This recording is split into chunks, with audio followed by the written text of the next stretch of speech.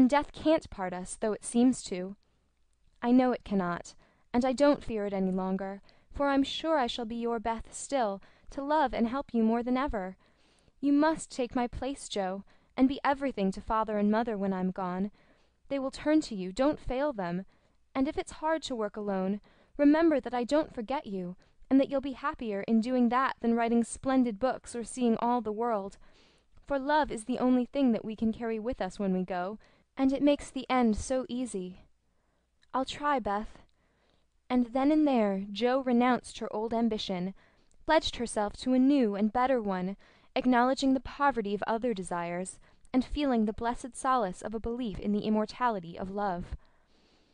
So the spring days came and went, the sky grew clearer, the earth greener, the flowers were up fairly early, and the birds came back in time to say good-bye to Beth, who, like a tired but trustful child, clung to the hands that had led her all her life, as father and mother guided her tenderly through the valley of the shadow, and gave her up to God.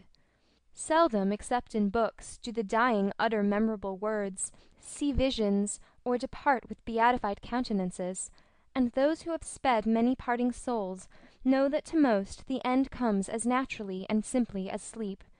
As Beth had hoped, the tide went out easily, and in the dark hour before dawn, on the bosom where she had drawn her first breath, she quietly drew her last, with no farewell but one loving look, one little sigh. With tears and prayers and tender hands, mother and sisters made her ready for the long sleep that pain would never mar again, seeing with grateful eyes the beautiful serenity that soon replaced the pathetic patience that had wrung their hearts so long, and feeling with reverent joy that to their darling death was a benignant angel, not a phantom full of dread. When morning came, for the first time in many months the fire was out, Joe's place was empty, and the room was very still.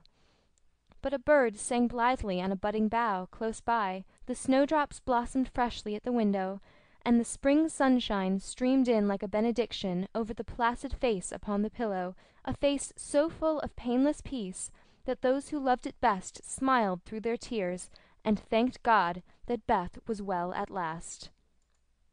End of chapter 17.